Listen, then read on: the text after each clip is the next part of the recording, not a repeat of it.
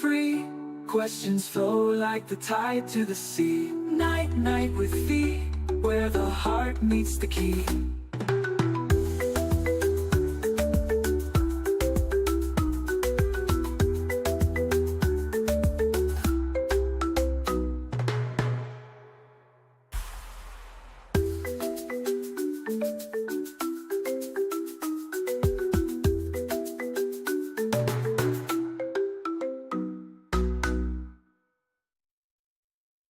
The moon is high, the tide's just right.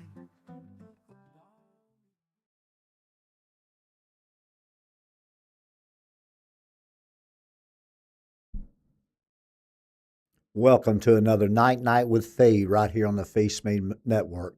I do appreciate you guys tuning in tonight.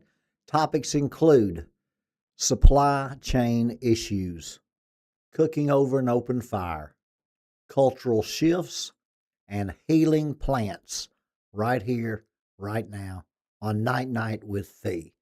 Thank you guys for tuning in.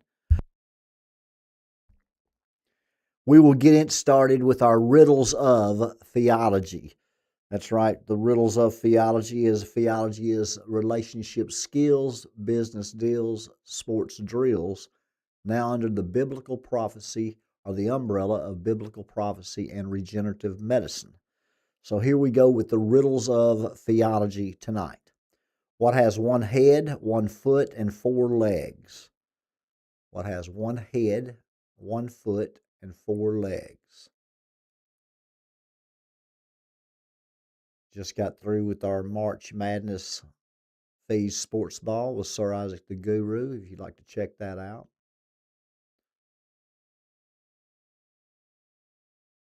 What has one head, 1 foot, and 4 legs? The correct answer is a bed. That is right, a bed. Riddle number 2.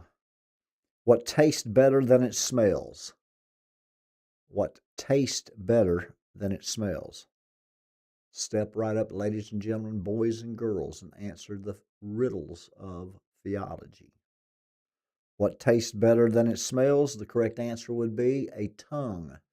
A tongue tastes better than it smells. Last riddle of theology tonight. When a door is no longer a door. When a door is no longer a door. What would be the answer when a door is no longer a door? The correct answer is when it's ajar. That's right. When a door is no longer a door, it's ajar. I do like that. Tonight we're going to talk to you about some supply chain issues.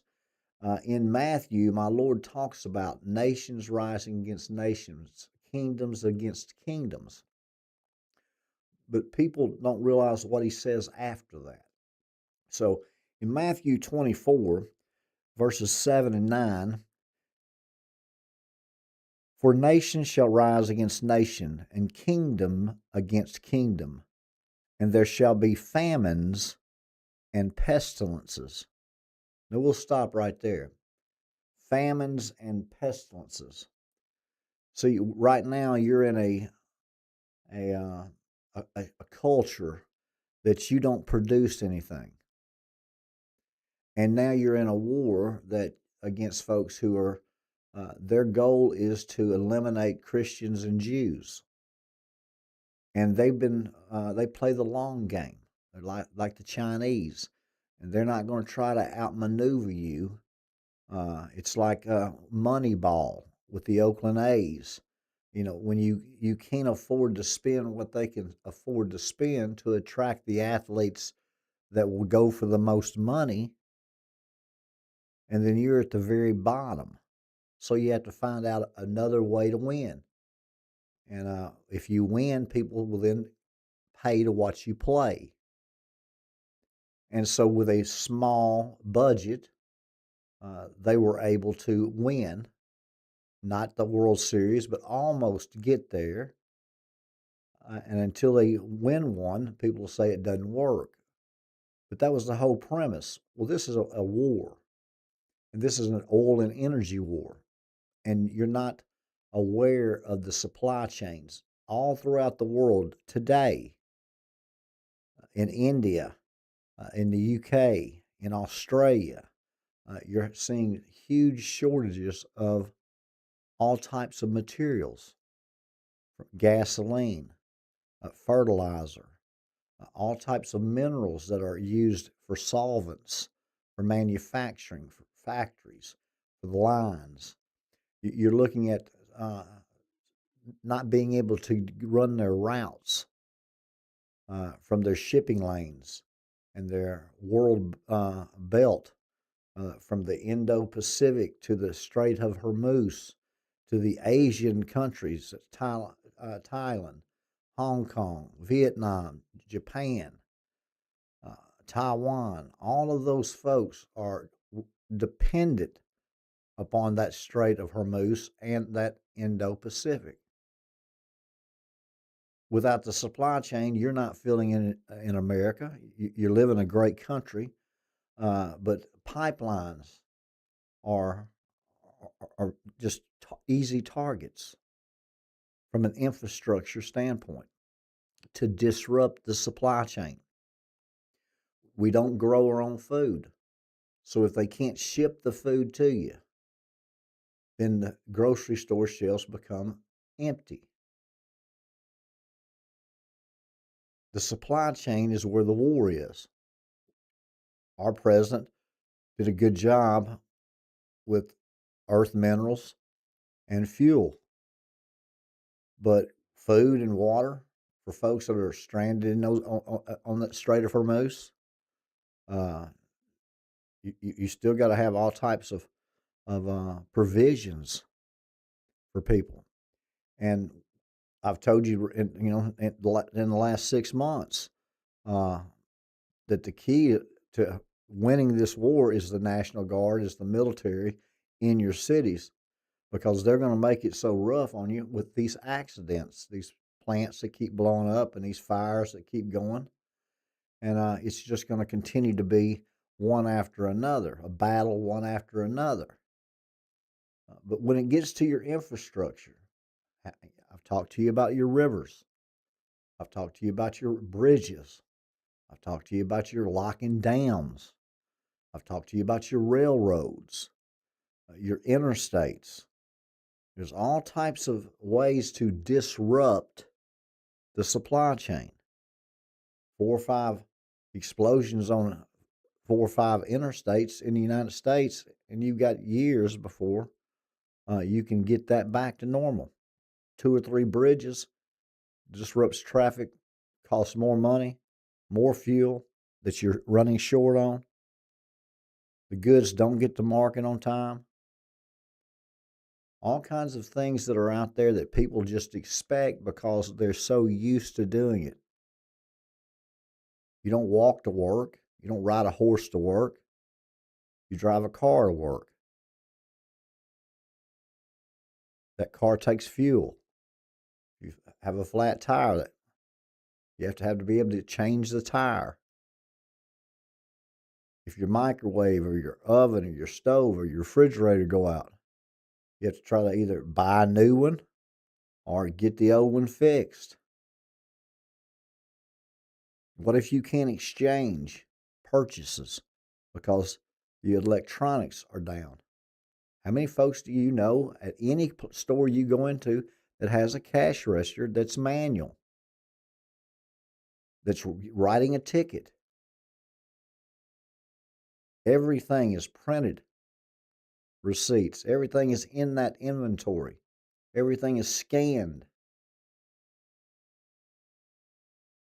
Your medicine, it's filled at the pharmacy. Where does that pharmacy get the medicine? You think they make it there? See, they have distributors that distribute that medicine. What if it can't get to you or to your pharmacy, or you can't get to your pharmacy? What if you are working and you've got to cross a bridge to where your husband works and your home is? What if your kids are 2 hours away from cottage and your phones go down and the electricity goes out? What type of plan do you have in place? If we don't grow our own food, if we don't produce our own water, if we can't get off the grid that's all connected when each individual home could have a specific perpetual motion energy technology, an air conditioning unit for a home that would run your electricity. Instead, you've got power generators, and those power generators are going to take fuel. Or you've got solar, and you need to check the manufacturer of those solar panels. Where did they come from? And 80% of them would be from China.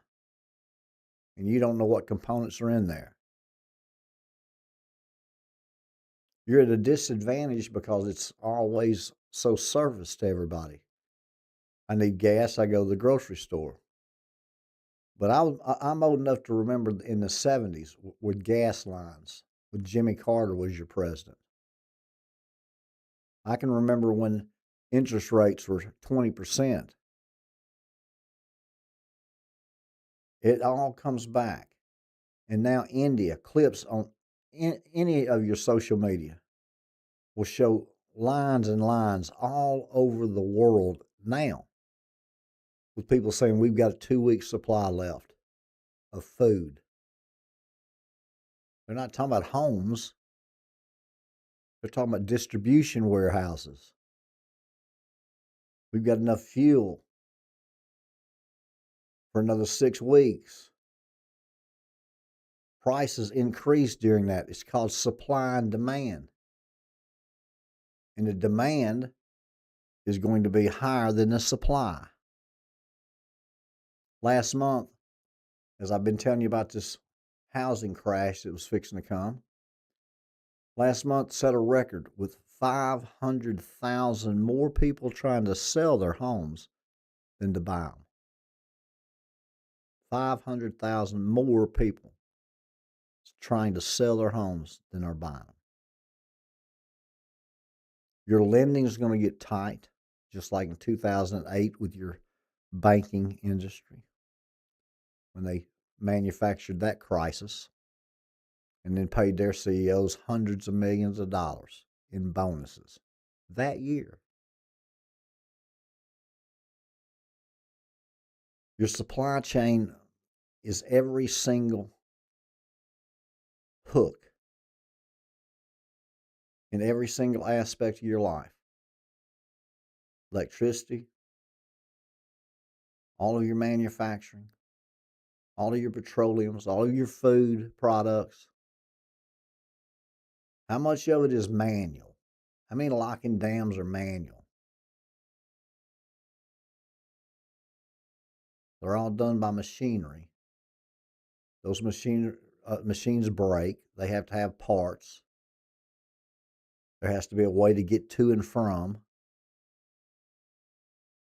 And you're looking at a long-term war that's going to include what my Lord Jesus Christ told you. When kingdoms rise against kingdoms, when nations rise against nations, that's happening all over the world right now.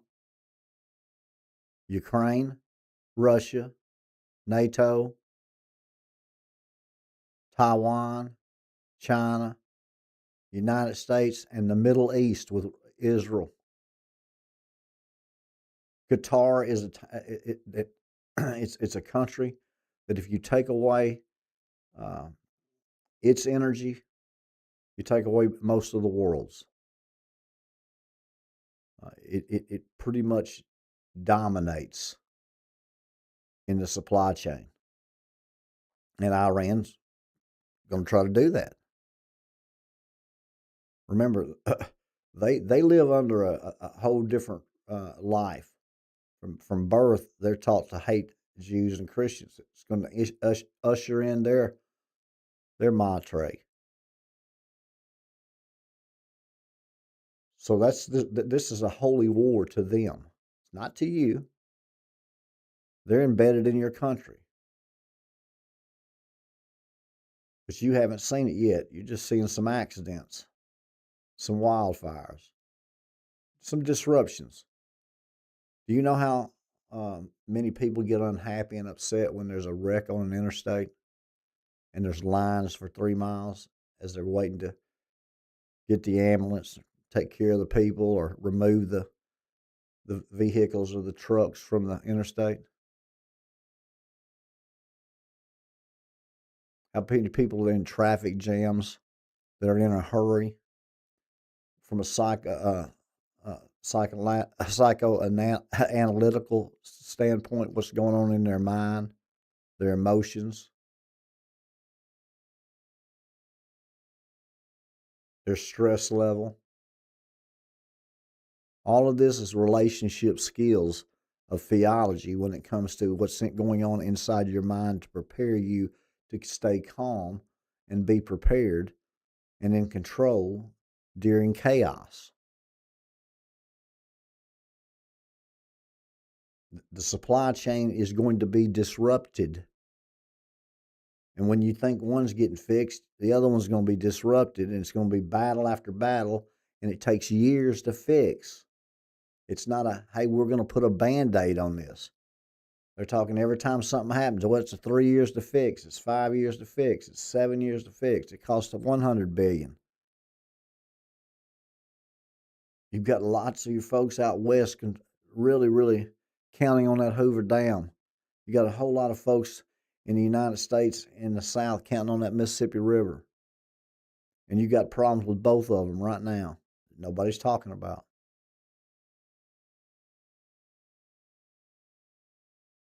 Those bridges that separate, not but 4 or 5 of them before it would really change. The supply chain with food and water, fuel. You can live without air conditioning.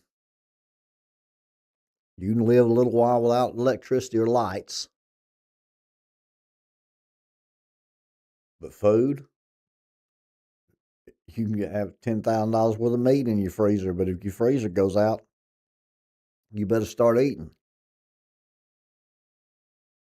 Systematically being prepared for things that are normal that never enter your mind. Just think of it like walking in a room and turning the light switch on. And if the light doesn't come on, you're really surprised. It jolts you. Did I do it right? Is it a new one? Or is the light bulb out? That's the same exact thing you're going to have, that emotion, that surprise. Except it's going to be about things that you think are going to be fixed by someone else. I'll call someone else. Oh, I can't call them. Well, they'll come see me. They'll get to me. Well, my family will be here. Someone will get to me. Or I'll just stay by myself and wait for it to come back on. That's a helpless feeling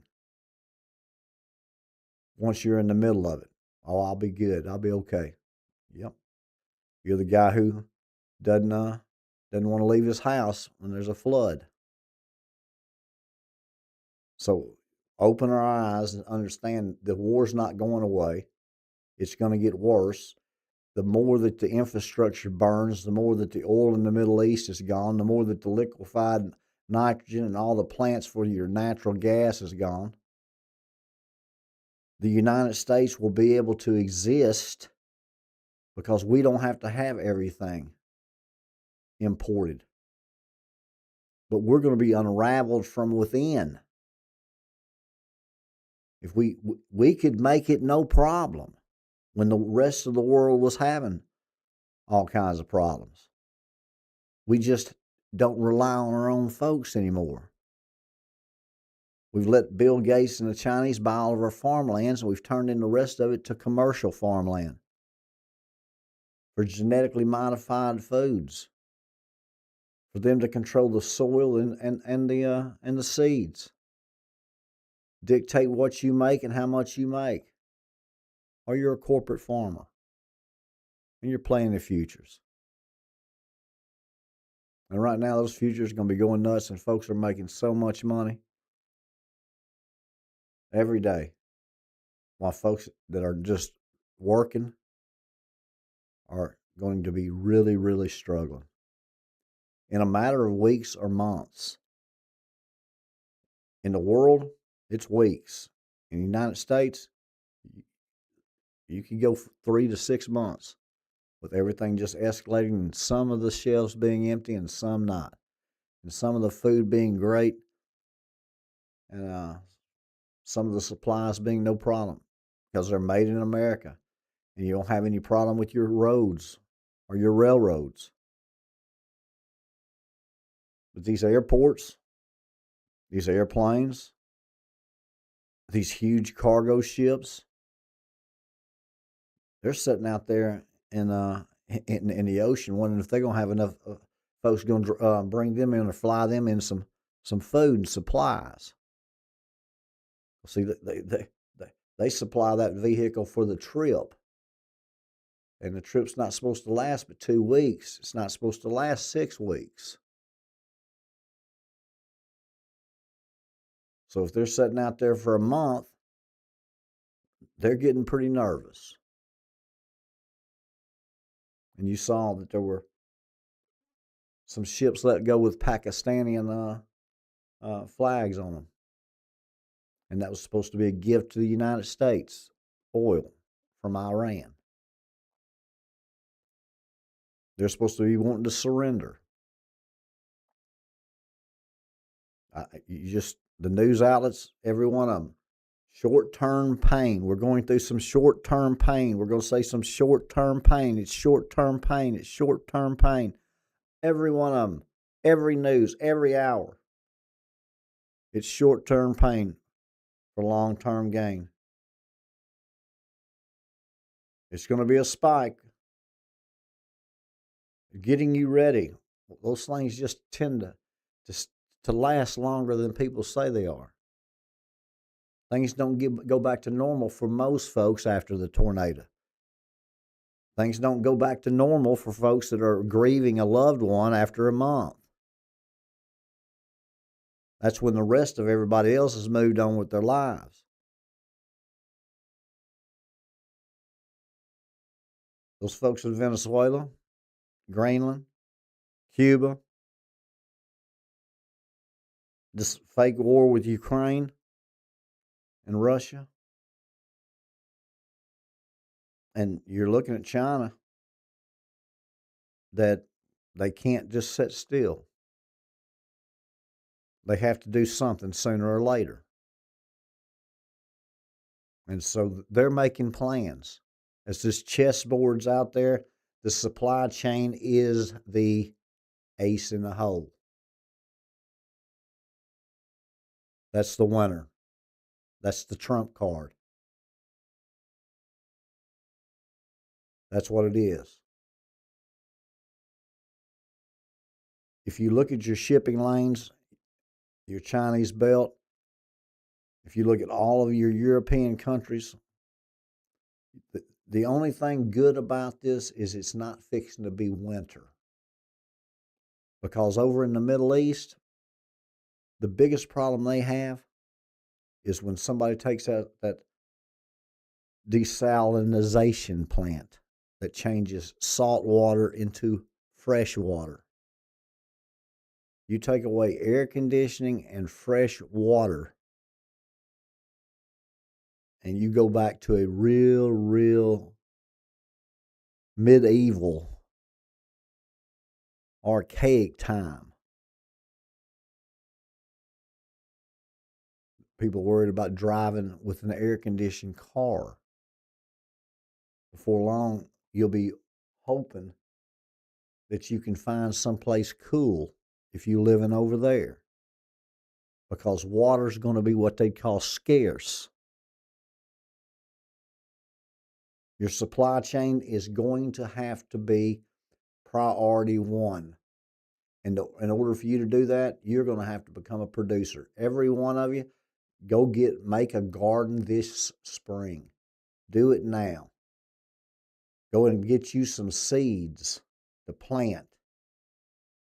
Buy you a freezer and a generator and some meat. If you go down and buy from the butcher, But prepare now with the little extra gas. And it won't be for the lawnmower. And put up some water that might last you a week or two if you live in a city or a town. You can't boil water if you don't have some type of heat. If your electricity's out, if you're not prepared, all of the people who aren't prepared, that's 95 to 98% of them, are going to be looking for the ones that are prepared. So just because you're sitting in your house with your lights on, it won't be long before people are knocking on your door because you're standing out. So there's all types of layers to this supply chain issue, with looting, with rioting, with more fire than you can imagine. Already all over the world, just not here yet. You've seen some explosions, you've seen some wildfires, you've seen an accident, but it's coming. And we've got to prepare now for it to come. So start you a garden and buy you a freezer and get you a generator. And if you can, bottle some water and buy you some extra fuel. Give yourself a chance. And if you're trying to go someplace, if your communications go down, you've got a plan with a family, then pack you a bag. Keep it in the car. Have alternative routes. Very important as you see the supply chain. How do you beat America from the inside out? You starve them to death. Lockdowns. You're going to hear school from home again. They set you up with COVID perfectly. They know exactly what you're going to do. Hospitals will close. More clinics will open. Doctors will be more specialized. More nurse practitioners will be your doctor. It's all the cultural shift that we'll be talking about next. That cultural shift includes the supply chain that you're dependent upon 100%. If you go to work and you're making money and you put that money in a bank and you go and buy stuff at your store, whether it's groceries or food, water, medicine, clothes, everything that you need, you go get all the time. You're dependent upon everywhere you're going for them to have what you want. How does it get there? It's not made there. That supply chain is the key. And they disrupted it 2 weeks. It would take them 6 months to a year. You're talking about 20% of all consumer goods will be up within a matter of 30 days. Let it go 6 months to a year. Let it go 2 years. Let it get worse. Be prepared. Stay ahead of the curve right here on the Phee Smee Network with Night Night with Phee. That cultural shift. They took us off the farm. They put us in the factories.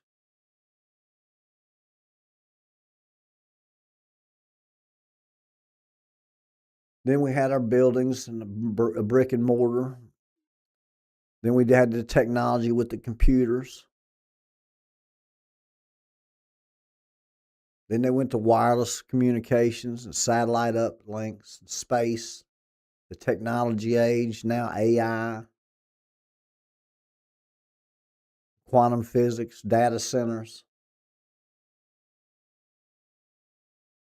Progressed enough to where they don't need the useless consumer anymore. The folks that are controlling this world. So now you've got war that's going to kill 2.8 billion people. You've got the wealthy are going to continue to control everything, including the complete world, the United Nations against the United States. You're not going to have but two classes in the United States. It's this landscape and what you think is home and what you're watching tonight in basketball that I love watching so much. And told them last year that I thought that we might be able to get through just one more year of college football and pro football. See, nobody looks at it like this is that something's going to change. When I'm watching basketball now, I look at it like this is the last year they're going to crown a national championship. In the history, did they play any professional sports during World War II? Did they even have them during the World War One? This is a global world war. And my Lord tells you in Matthew 24, famines and pestilences. Famines and pestilences. How many people in the United States have gone through a famine? They've gone through a drought. They've gone through a bad season. In biblical times, they were telling you, put up food for 7 years. We can't put up food for 7 weeks. We need to be canning. We need to be producing food, wells. You're not going to get anybody interested in that. The people who have money are not interested in it, and the people that don't have any money can't do anything if they were. They've got us in a technology age where everything is connected, and most of it's connected where you can't see it. You're living in it. So that's how they shifted the culture, just like they did it in everything from entertainment, for information. Now you've gone from soil to paper, from paper to a screen now to a chip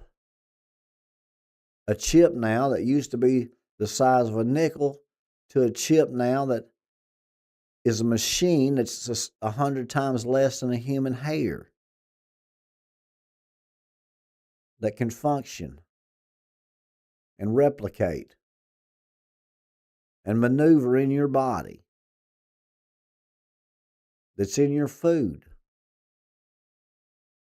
And once you consume it, they can track you. What is so important about them tracking folks? Control. Everybody's in prison, but they don't know it. It's an illusion. I mean, I just never thought about it. Who would do that? I mean, you're talking mad scientists that are genetically making mosquitoes and making ticks, causing diseases, and vaccinating people to give them chronic illnesses, to treat them, to decrease population by 10 to 15%. A war now that's going to kill a third of mankind. You're looking at a whole different shift of culture from anything that your great grandmother saw. You got to get way back there in order to live like we're going to be trying to live, with no skill set in that area, no land to produce, no place to buy. That shift from grow your food, the soil, to paper. Everything was printed on paper. Receipts were on paper. Money was in paper. Exchange paper. Document paper. Then it went paperless to screens, electronics, data storage. Printout was just a receipt. Inventory was tracked. Logistics was made. Logistics now is one of the biggest growing businesses over the last 20 years. Wasn't thought of. in the 1950s. They were using typewriters and directing the routes on the board. Everything that was supposed to be so great and so wonderful and so quick and so efficient, so wonderful now is the biggest crutch you've ever had that you're 100% dependent upon. And they shifted that culture over a period of decades, not days or weeks. And once you realize it, like you're realizing it now and will continue to realize it until you are sick of realizing it,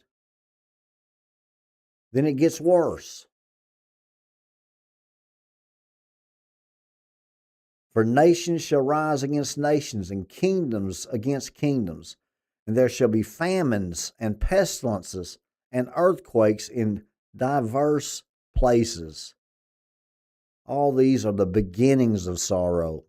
Jesus says all of those things are just the beginning of sorrow. That's the time period you're living in. Then shall they deliver you up to be afflicted, and shall kill you, and ye shall be hated of all nations for my name's sake. That is the time you're living in right now. That's not coming in the future. So you haven't felt it yet in your hometown? You're not one of the families that has suffered through these accidents? It's coming to your town. No, I'm not happy about it. No, I don't want it to happen. Yes, it's going to happen. Yes, I've seen it happen. If it wasn't for a vision on June the 24th, 2023, I would not be sitting in front of you. I'd be watching Arkansas play Arizona.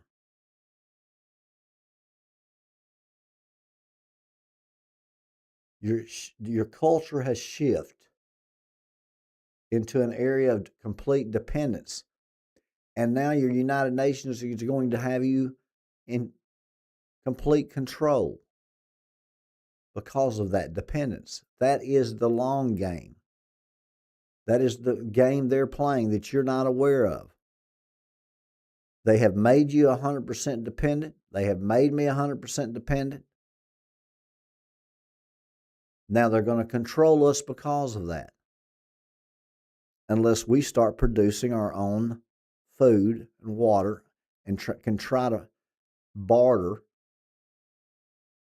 with people who we can stay alive and stay together and cluster with small churches, small groups, 15 to 30 people minimum.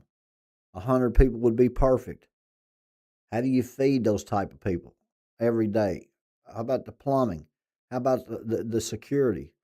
How about when you have something and other people don't, they're coming after what you have. If that doesn't make sense to you, from a coaching standpoint, from a strategic game plan, those without will be looking for those with. So security is important. Your children are important. You've got to protect your wife and children. You've got to protect your family. And if they're married, they have families. You've got to try to do everything to cluster. You're going to fight, you're going to argue, you're going to go through all kinds of psychological problems because your environment's going to change and you're not expecting it to stay that way a long time, and it's going to continue to stay that way. And you're going to have to adjust your mindset to what made people happy for 1,800 years.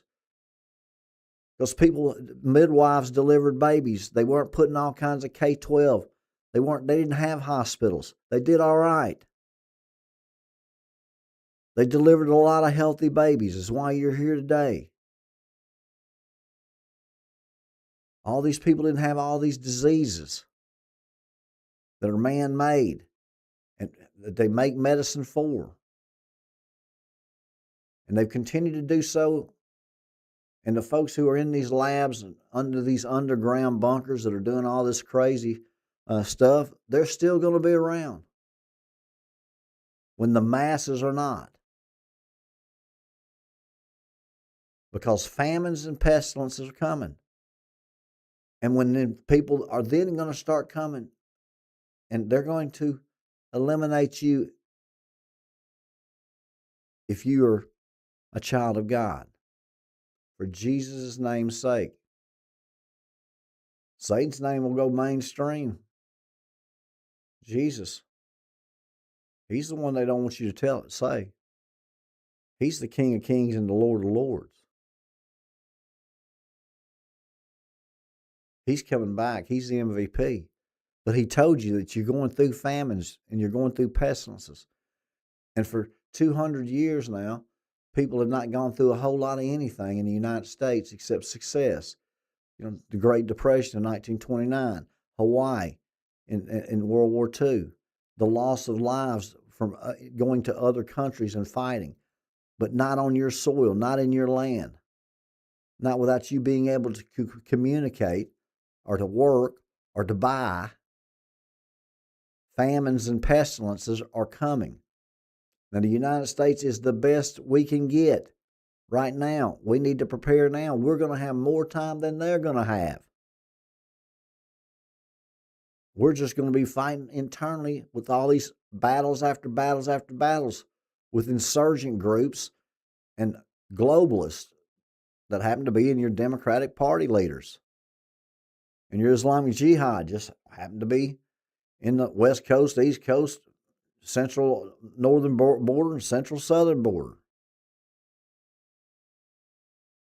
That's who we're going to be dealing with internally. But this supply chain is going to get you because your cultural shift has gone from the soil to paper, paper to screens, screens to chips, and now to microscopic machinery inside your body.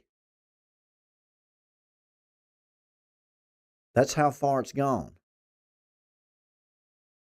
Clones walking among you, humanoids, spy surveillance, flies, ticks, mosquitoes as weapons, drones everywhere. They're fighting these drones all over the world. You're in an AI weaponry, humanoid. It's like a 1980s sci-fi movie. The apocalyptic end of the world. It sounds to me just strange, crazy that I would be even thinking about it. Now I've got to coach. I've got to teach it.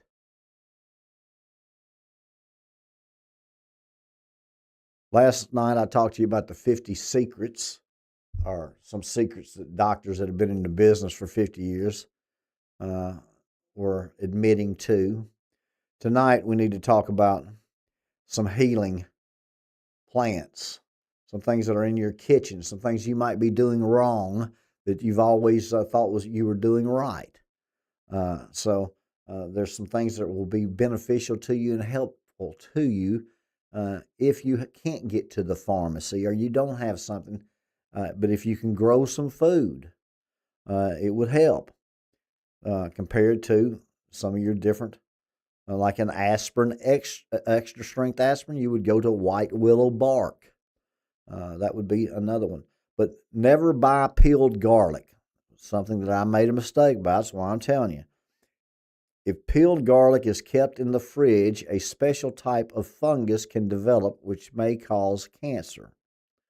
That's right. And the only reason that I know that and I'm telling you about that is because I did that. I also did the next one. Keeping ginger in the fridge increases the risk of liver and kidney failure. With someone who's had, liver and kidney disease, end of life stage 4, decompensated, chronic kidney, I don't think I need to be putting any ginger in the refrigerator. Because that's where I kept my garlic and my ginger. Don't store these foods in the fridge because they can cause cancerous tumors. So stay away from your garlic in the fridge. Stay away from your ginger in the fridge. I'm guilty of both. And guilty of this one also. Do not store onions, cut or uncut, in the fridge as bacteria grows on them. 3 for 3. That's why you're getting the lesson tonight. Number 4, I have not done. Cooked rice should be consumed within 12 hours if refrigerated. Storing it longer can cause food poisoning. That's right. Cooked rice does not need to be stored in the refrigerator. It needs to be consumed within 12 hours. So do not, I would tell you, just throw away the rice.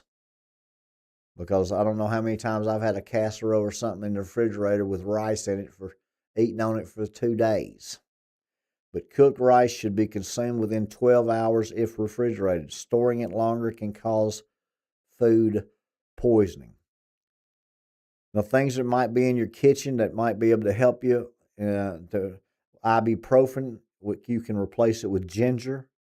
Aspirin, you can replace it with turmeric. And anytime you use turmeric, you always use black pepper with it. It is an absorbing agent. It is a binding agent that really helps activate turmeric. So if you're going to use turmeric, also use black pepper. But ibuprofen, you can use and replace ginger with. Aspirin, you can replace it with turmeric and black pepper. Morphine, you can replace it with cloves. All very good. And you can add ginger and cloves and turmeric with black pepper. And you can actually make that with a tea. You can and drink it. You could actually, that's the best way that I would tell you to do it. You can sprinkle it on food. You can put it in a blender, smoothie. You can do all kinds of things like that. But drink it in a hot tea is always good if you'll soak that. Just soak the gingers and the garlic, soak the cloves. But those are very good. But I never can say that.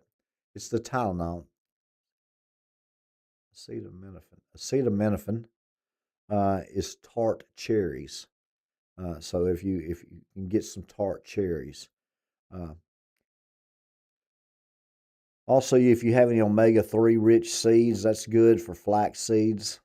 You want to try to keep you some garlic. Also, uh, papaya, pineapple, cayenne pepper, peppermint, uh, ashwagandha, which is really, really, really good stuff. Uh, I wish I could say it more ashwagandha, but boy, I tell you, it's a dynamite. A valerian root, aloe vera, and white willow bark. All good things that you can look at when you start talking about uh, things around the kitchen, things that you can produce in your garden, herbs, healing plants, minerals. Always keep your honey around. Always have your Himalayan pink salt or sea salt, Celtic salt, olive oil. If you're going to cook with beef tallow, butter, or coconut oil. Uh, Try to stay away from any other types of oil. But the coconut oil is very good for your skin. Also, uh, you can you can use coconut oil in a lot of different ways. You're going to have to be able to uh, mix and match. But if you don't you have a headache or you've hurt yourself and you've got some pain, uh, you're going to have to combine some of these ginger and some garlic and these cloves. Remember, these Amish folks, they live pretty good and they have colds too. Some of the biggest misconceptions is what you've been taught by your American Medical Association and all your doctors. So you've been taught if you get a fever, you want to suppress that fever, but in reality, a fever that's 104 or less, uh, it's going to break it itself. And what you're doing is you're prolonging that body from reacting to that fever. And used to they put them in an ice bath or cold water or cold cloth on them, but they didn't they weren't They weren't running down and getting some Tylenol, and that's where the cloves and the garlic, and that's where your peppermint comes in. All of these things that are really, really good that we need to be making and storing and having at home. At least somebody in our cluster knows something about it. Same thing as sewing, something as baking.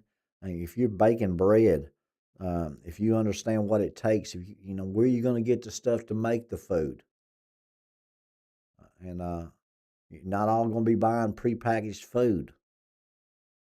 And if you buy prepackaged food, you're going to have water and heat to cook it with, to prepare it with.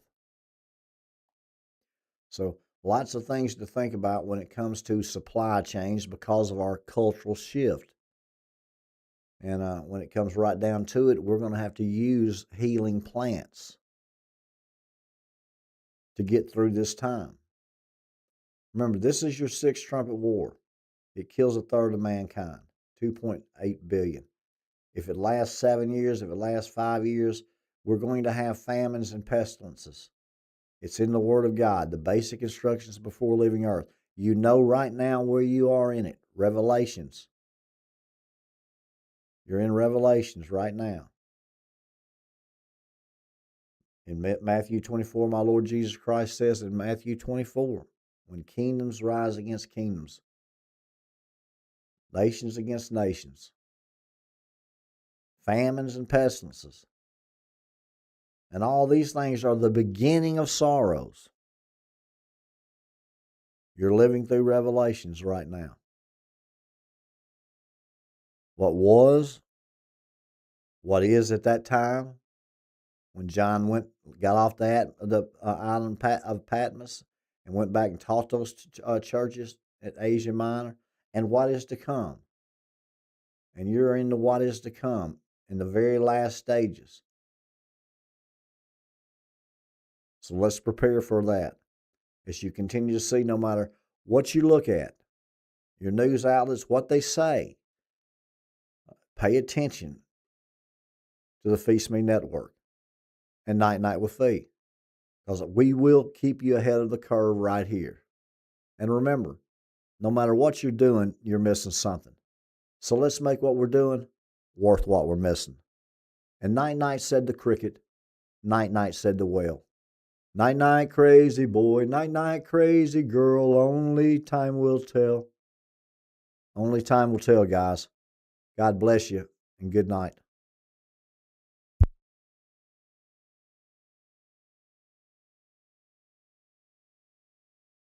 The glow. Let the big band steal the show. Night Night with Phee. It's where you're meant to be.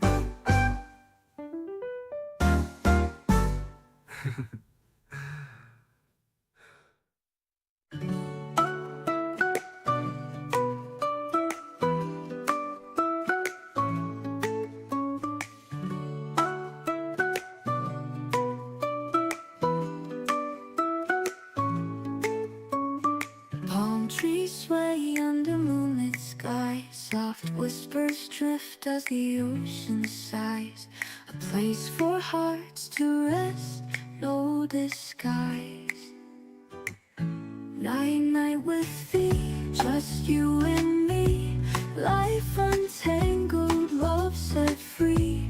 Close your eyes, feel the breeze.